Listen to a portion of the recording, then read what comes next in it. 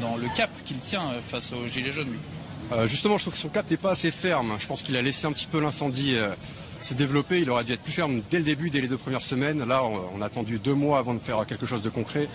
Je pense que la répression n'est pas assez forte parce que toutes les semaines, c'est la même chose. Il y a eu quand même des centaines de blessés. Encore hier, une personne, un des leaders des Gilets jaunes, Jérôme Rodriguez, a perdu un œil. Donc pour vous, les policiers n'y vont pas assez fort. Regardez le Venezuela, 27 morts en une journée. La France est très très soft justement. La France n'est pas assez dure, pas assez contraignante. Elle ne réprime pas assez fortement et c'est pour ça que Il faudrait aller jusqu'à des morts pour vous, pour calmer les gens? Pas forcément, mais au moins, on va dire avoir un pouvoir policier et judiciaire plus strict, plus ferme et calmer tout ce beau monde avec les mesures qu'il faut, des mesures judiciaires. Merci Poutine, merci Kremlin. Continuez. Super taf, merci. Merci. Merci de soutenir le mouvement démocratique en France, c'est important. Je suis désolé, on est en plein direct, mais... Vous êtes un imposteur.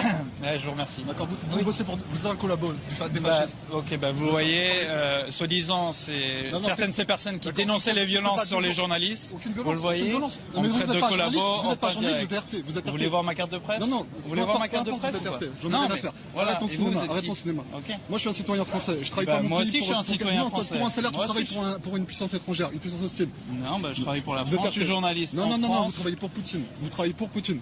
Vous êtes un outil de propagande, c'est tout. Et donc, ça fait quoi que Poutine finance un média? Est-ce qu'on fait une chose sur cette chaîne dans laquelle on a menti? Évidemment.